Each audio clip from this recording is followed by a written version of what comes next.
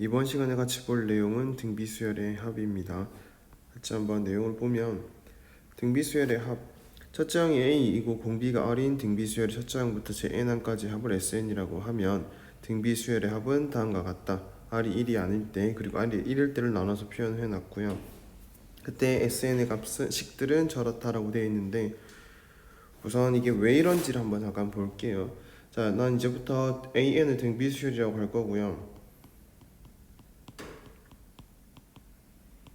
그 다음에 이런 등비수열을 첫 번째 항부터 n번째 항까지 다 더한 걸 SN이라고 표기를 할 겁니다. 자, 그래서 SN이라고 하는 것 자체를 A1 더하기 A2 더하기 땡땡땡 해서 AN-1 더하기 AN까지 다 더했다 라고 볼 거예요. 등비수열의 합을 추론하는 방식은 이렇습니다. 양변에 이 등비수열의 공비만큼을 곱하는 거야. 여기 이 식에서. 그러면 지금 R이라고 할 거기 때문에 다시 얘기하면 이 등비수열을 AN이라는 수열을 A 곱하기 R의 n-1제곱으로 표현을 할 거고 첫째 항이 A이고 공비가 R인 등비수열이라고 할 거란 얘기입니다. 됐지? 자, 그렇기 때문에 양변에 R을 곱하겠대. 자, 그러면 이제 생각해 볼게요. 여기다가 R을 곱하게 되면 뭐가 되는 거야? 맞습니다. 두 번째 항이 되는 거지. 그치? 자, 그 다음에 여기다가 R을 곱하면 뭐가 돼요?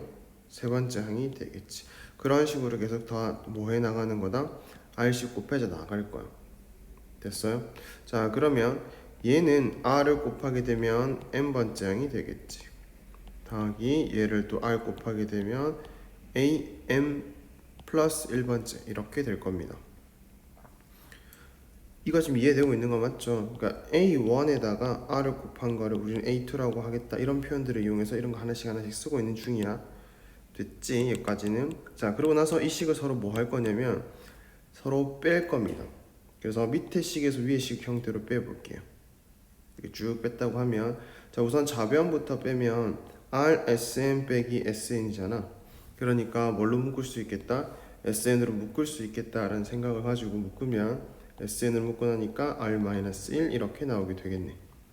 자, 이제 우변인데 우변을 보시면 얘는 그냥 빼질 게 없기 때문에 쭉 내려오면 돼. 그렇지만 얘네들은 소호가 되겠지. 여기도 소호가 돼 나갈 거야. 소호가 되어 나갈 거고 소호가 되어 나갈 거야. 됐지? 대신에 얘는 또 그대로 내려오시면 됩니다. 물론 뺀다라는 거 생각해서 내려와야 되겠지. 여기는 마이너스 A1이 내려왔을 거고요. 자, 맨 뒤에 있는 거는 플러스 AM 플러스 1 이렇게 됐을 겁니다. 여기까지 됐나요? 됐지? 자, 우리가 AN을 A 곱하기 R의 n-1제곱이라고 했기 때문에 AM 플러스 1은 여기다 공비 R만 더 곱하면 되는 상황이라서 이렇게 쓸 수 있겠지. 그래서 그 식으로 한번 바꿔서 쓰면 자, 이제부터 A1이라는 것도 첫째 항 A라고 했기 때문에 A1이라는 것도 A로 바꿔 쓸 거고요. 그 다음 AM 플러스 1은 위에 썼던 것처럼 A 곱하기 R의 n-n제곱이라고 쓸게요. 자, 그런 다음에 SN은 R-1이다. 여기까지도 된 거 맞죠? 자, 그러면 최종적으로 정리하면 SN이라고 하는 거는 R-1을 나누면서 여기 공통으로 A가 있었기 때문에 A도 묶어내 볼게요. 자, 그러면 A까지 묶어내면 R의 n제곱 마이너스 1이라고 쓸 수 있다. 됩니까? 자, 항상 선생님 공식 뭘로 외우라고 그랬냐면 한글로 외우라고 했으니까 이제 옆에다 써볼게요. 이제부터 등비수열의 합이라고 하는 건 공비 마이너스 1 분의 자, A는 당연히 첫 장이지. 그래서 첫째 항 괄호 열고 공비 그 다음에 여기서 말하는 이 n이라고 하는 거는 결국은 여기 보시면 알겠지만 좀 지워져서 잘 안 보일 테지만 첫 번째 항, 두 번째 항, n-1번째 항, n번째 항 결국 n번째 항까지 더했다라는 개념을 써야 되기 때문에 이 n이라는 거는 어떻게 써야 되냐? 항수라는 개념으로 써주시면 됩니다. 그 다음에 빼기 1 해서 우린 등비수열의 합의 공식을 배운 거야. 공비 마이너스 1분의 첫째 항에다가 괄호 열고 공비의 항수 제곱 마이너스 1 이렇게. 자, 근데 그거를 자 여기 보시면 이렇게 쓰여져 있대. R이 1보다 클 때. 근데 R이 1보다 작으면 분모 분자에 마이너스를 곱해서 이런 식으로 바꿔 쓰는 게 조금 더 편하대 라고 설명되어 있는 겁니다.